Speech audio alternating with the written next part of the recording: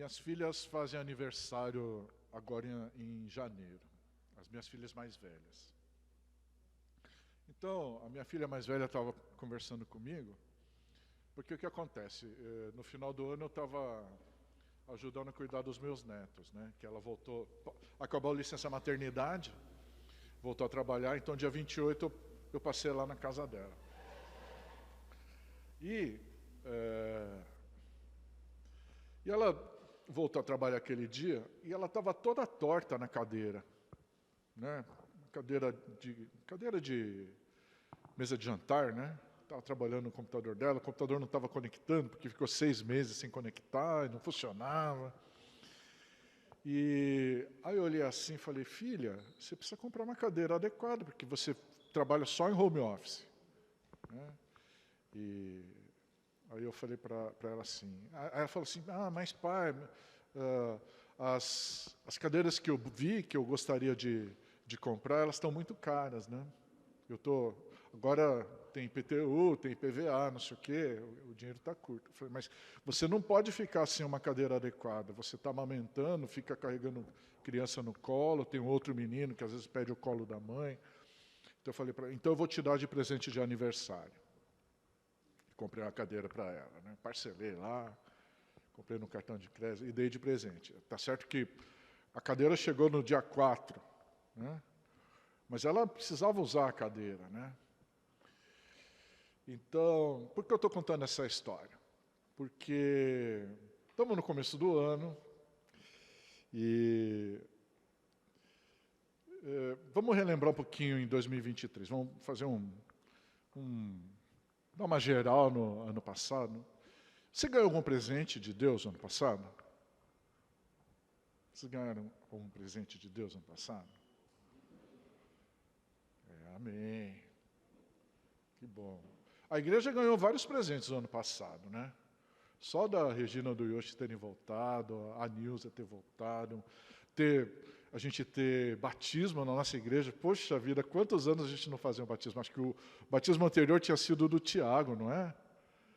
Filho da Liliana. Então, nós ganhamos muitos presentes na igreja também, né? E agora que o ano começa,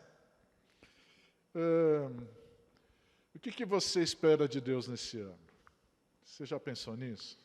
Ou você estava viajando, estava curtindo a praia, estava curtindo, né, descansando? Ou a gente pode melhorar essa pergunta.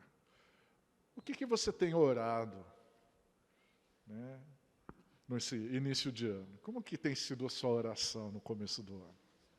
Pensa um pouquinho. Como que tem sido a minha oração nesse começo de ano? Então, eu estava preparando a mensagem, né? Veio um versículo para mim, aí Deus falou assim, o que Deus espera de você nesse ano? O que Deus espera de você nesse ano? O que será que Deus espera de você? Nós temos 3 diáconos que está valendo já, né, para os diáconos aí, presentes hoje de manhã, né? A pastora, né? Mas independentemente, você sabe que a gente tem diácono na igreja agora? São 4 diáconos agora na igreja. Certo? Quem sabe quem são? A gente tem 4 diáconos.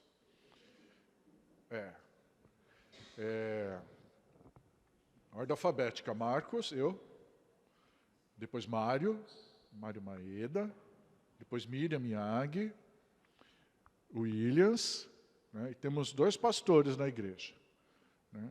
Esterina, esse ano está titular, e o pastor Carmo, que está de férias, só volta em fevereiro. O ano passado ele não tirou férias, né? E olha que coisa. Então, e para cada um dos outros membros, o que Deus espera de você nesse ano? Não só na igreja. Estou falando dos diáconos, pode parecer que é para a igreja, não. O que Deus espera? Pô, mas eu estou aposentado, Marcos. Lembra assim que Moisés foi chamado com 80 anos de idade, né? O ministério principal da vida dele, né? Eu falava isso para o meu pai estava com câncer, Já fazia 2 anos, né, quando ele fez 80 anos. Às vezes ele ficava deprimido, que doía, né, tá fazendo quimioterapia, tá. E eu falava isso para ele e ele ficava animado. É mesmo, né, Marcos? E olha, que papai ajudou a gente até, sei lá, uma semana antes de ele ser internado e depois não sair do hospital mais, ele levava minhas filhas para a escola, ia buscar, levava na aula de inglês, de carro, né, caminhava, enfim. O que Deus espera de você neste ano? Então, o versículo que me inspirou para essa mensagem está lá no final do versículo 16 de Mateus 5. Logo depois das bem-aventuranças vem essa passagem, né, de 13 a 16, que fala do sal da terra, a luz do mundo, né? E lá no finalzinho desse trechinho aí, Mateus 5,16. Aí Jesus está falando para a gente assim: suas boas obras devem brilhar, para que todos a vejam e louvem seu Pai que está nos céus. Olha que coisa legal. Né? Suas boas obras devem brilhar. Então, Deus nos dá muito presentes, amém? Glória a Deus por isso. Eu sou uma pessoa muito privilegiada. Né? Olha, eu nunca passei necessidade financeira. Eu tenho 56 anos de idade. Nunca na minha vida eu passei necessidade financeira. Nunca tive, assim, para luxo, tal, não sei o quê, mas eu nunca passei necessidade financeira. Né? O que é muito raro, né, para as pessoas. Pô, 56 anos, daqui a alguns anos, daqui a uns 8, 9 anos, eu me aposento. Né? E nunca passei necessidade financeira. Então, Deus tem sido muito bom para mim. Eu falo com minha esposa. Nós sempre fomos muito privilegiados. Né? Eu sempre fui envolvido por amor. Meus pais sempre foram muito amorosos comigo. Né? Sabiam demonstrar isso. Minha esposa é muito amorosa comigo, sabe demonstrar isso. Então, eu sempre fui uma pessoa muito privilegiada. E conheci Jesus com 11 anos de idade. Tive um parênteses aí, né, na minha vida, mas, graças a Deus, sempre tive Jesus, sempre estive ao lado de Jesus, vamos dizer assim. Então, Deus nos posiciona e nos dá presentes, mas Deus nos criou desse jeito, né, como nós somos, com os nossas virtudes, com os nossos defeitos, com coisas que nós gostamos, com coisas que nós desgostamos. Por que cada pessoa é diferente? Mesmo os gêmeos idênticos, que têm o código genético igual, pensam diferentes e têm sonhos diferentes e têm gostos diferentes. Né? É porque cada pessoa é uma pessoa especial para Deus. E Deus tem coisas maravilhosas para essas pessoas e espera de cada pessoa coisas maravilhosas. Não importa quantos anos você tem, se você seja muito novo, se você já esteja na vida ativa ou se você já esteja aposentado, não importa. Deus tem sonhos. A cada dia que a gente levanta, Deus tem sonhos maravilhosos para aquele dia que você acordou. Amém? Amém. Então, quando Jesus fala que nós somos luz do mundo, é por isso. Porque Deus nos dá vários presentes. E Ele tem sonhos. Tem coisas, tem pessoas, tem lugares que às vezes só nós conseguimos entrar, conhecer. E é isso. E fazer coisas boas, como estava escrito no versículo que a gente leu. Então, muitas vezes, a nossa oração é muito centrada para dentro da nossa vida, para dentro da nossa família, para dentro da nossa igreja, para dentro do nosso negócio, para dentro do nosso serviço, né? Mas aqui, Jesus nos convida a olhar para fora. Mesmo na grande comissão,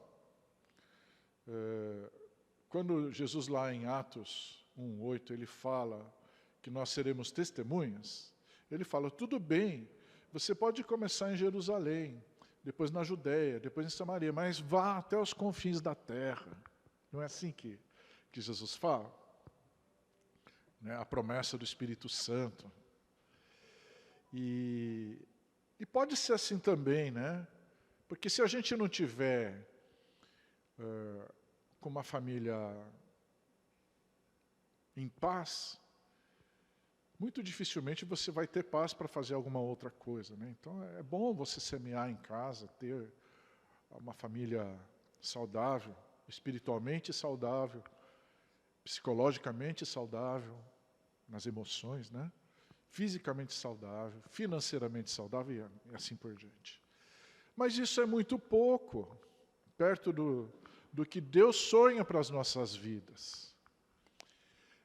Porque cada pessoa tem o potencial de ser usado por Deus para transformar até os confins da terra, amém? Amém.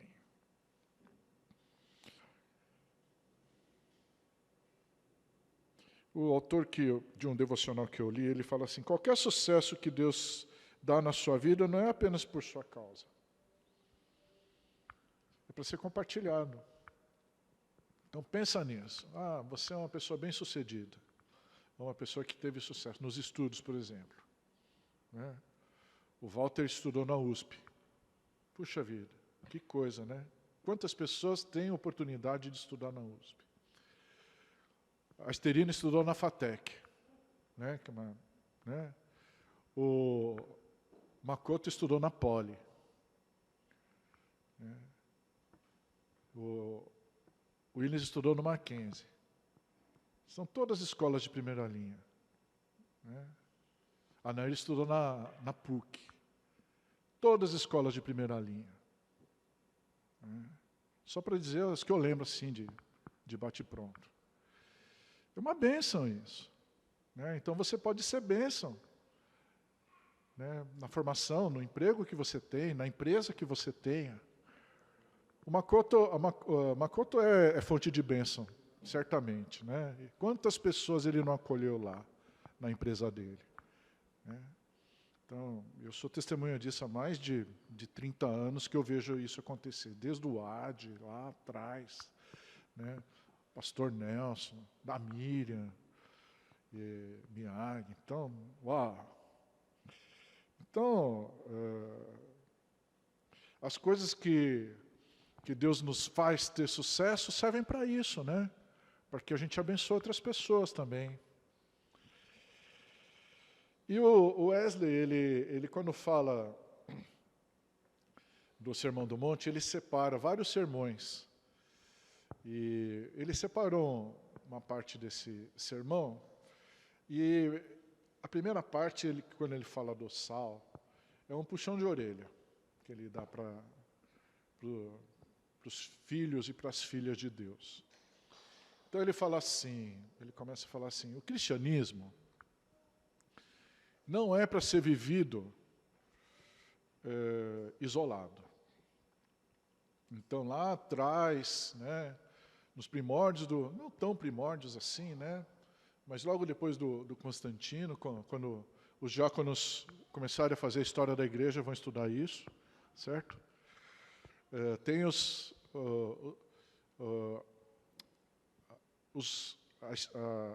o início dos monastérios, das vidas de eremitas, as pessoas que falavam assim, não, eu vou servir ao Senhor de maneira isolada para não me contaminar, né, e ficar dedicado à vida de oração e leitura da palavra. Não digo que isso não seja saudável, é certo que, por isso que nós fazemos retiros, né, para que a gente possa ter um tempo grande separado de oração, de leitura da palavra, mas viver só disso é um cristianismo incompleto. Por que incompleto? Porque lá no começo tem as bem-aventuranças, mas logo depois dessas passagens, no final do capítulo 5, o que Jesus fala? Fala de perdão, fala do amor ao próximo, fala de amar os inimigos. Como que eu vou ter inimigos se eu não me relaciono com pessoas fora da igreja? Porque ter inimigo dentro da igreja é mais esquisito, né? Mais esquisito ainda, né? Enfim. Então, vamos começar a ler Mateus capítulo 5, a partir do versículo 13 até o 16. Mateus capítulo 5, versículo 13 a 16. Porque as pessoas falam assim, se você quer conhecer Jesus, leia Mateus capítulo 5, 6 e 7. Que é o Sermão do Monte, Sermão da o cerne da mensagem de Jesus. Vocês são o sal da terra, mas se o sal perder o sabor, para que servirá? É possível torná-lo salgado outra vez? Será jogado fora e pisado pelos que passam, pois já não serve para nada. Vocês são a luz do mundo. É impossível esconder uma cidade construída no alto de um monte. Não faz sentido acender uma lâmpada e depois colocá-la num cesto.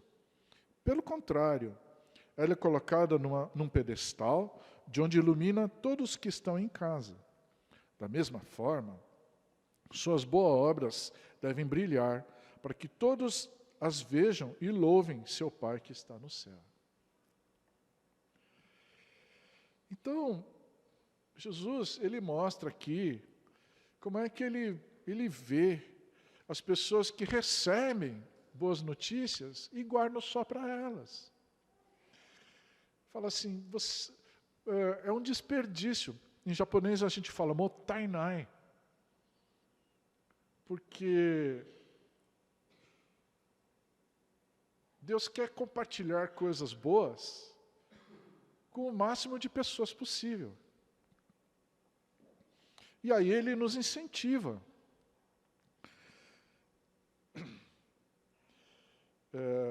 A temperar tudo com o tempero que vem de Deus.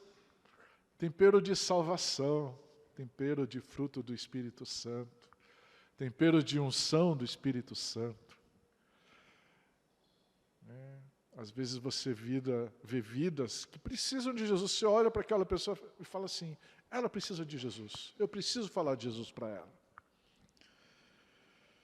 Então, eu estava conversando com uma amiga minha. E aí ela começou a falar das dificuldades que ela está tendo na vida doméstica, né? E estava falando, eu estou cansada, Marcos, de lutar sozinha. Né? Começou a chorar. E eu chorei junto, né? Eu falei, olha, não posso te ajudar nesse caso, porque eu tenho uma parte que sou interessado nesse assunto que você está falando. Puxa vida, mas você faz parte, você tem ministério na sua igreja, você faz parte de uma comunidade, você é filha do rei, você faz parte do corpo de Cristo. Não precisa lutar sozinha. As batalhas estão aí, não para a gente batalhar sozinho. Por isso que a gente faz parte do corpo de Cristo. Amém? Então, você deve procurar lá o gabinete pastoral lá da sua igreja. Não sei se é o gabinete, não sei como que vocês chamam na sua igreja. E pede ajuda. Você precisa de ajuda. Olha só. Isso é ser luz do mundo, não é? Ela não tinha visto isso. Olha, uma mulher comprometida com Deus. Não é? E não precisa fazer coisas que a gente não gosta. Ser luz do mundo, ser sal da terra, temperar a vida das pessoas, são coisas simples que a gente pode fazer. Uma oração, uma palavra de incentivo, né? Um conselho. Esse conselho foi dado pelo Espírito Santo, tenho certeza, naquele momento. Né? E o Wesley, ele fala assim, né? Pega no versículo 13 lá. Mas se o sal perder o sabor, para que servirá? É possível torná-lo salgado outra vez? Será jogado fora e pisado pelos que passam, pois já não serve para nada. Se não temos mais esse sabor, então não daremos gosto à vida dos outros. E às vezes é pior. Será que a gente não está levando desgosto à vida dos outros? Né?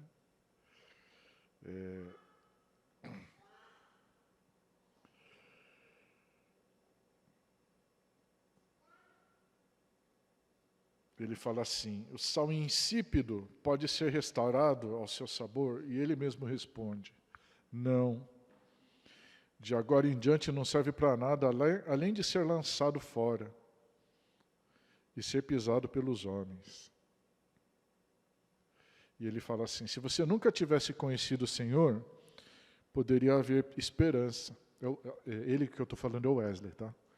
Se você nunca tivesse sido encontrado nele. E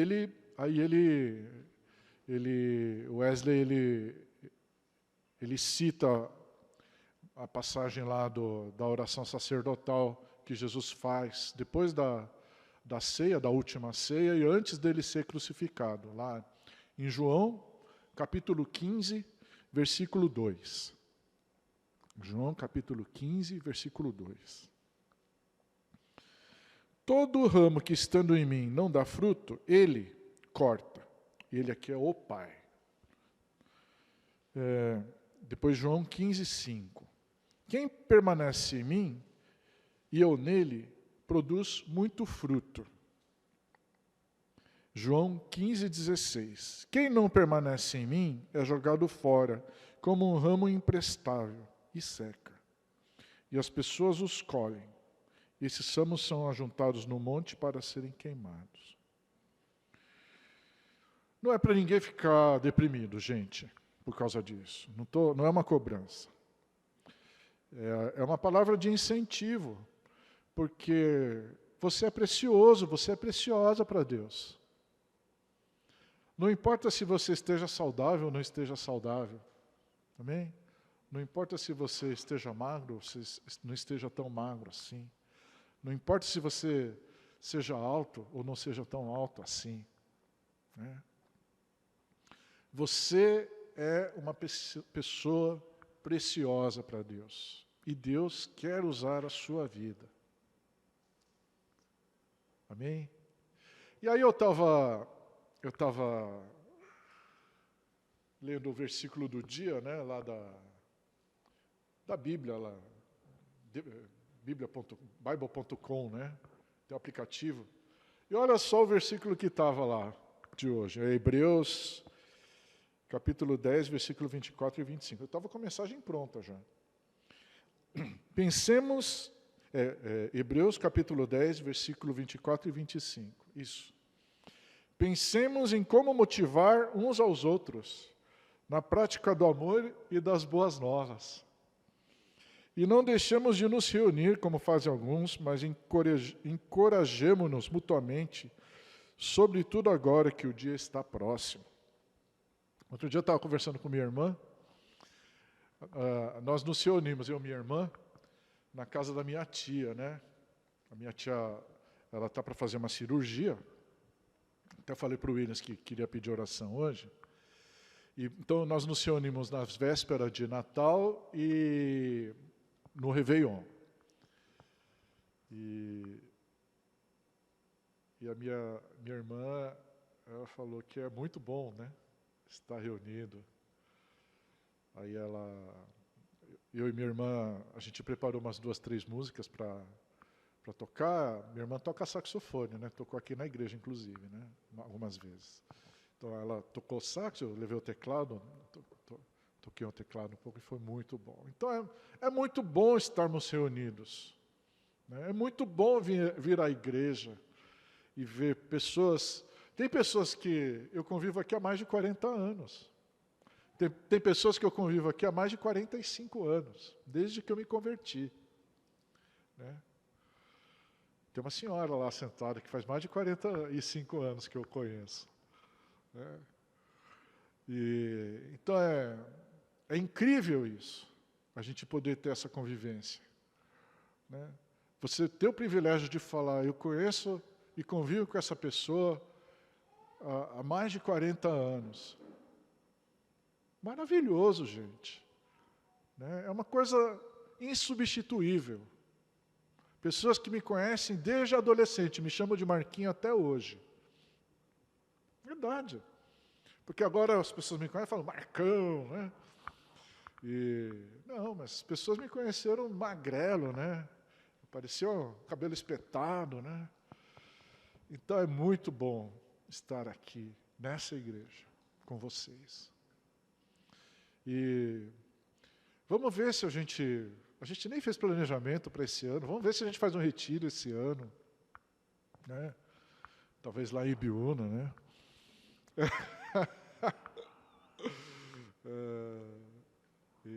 Enfim, então vamos ter um bom 2024, amém?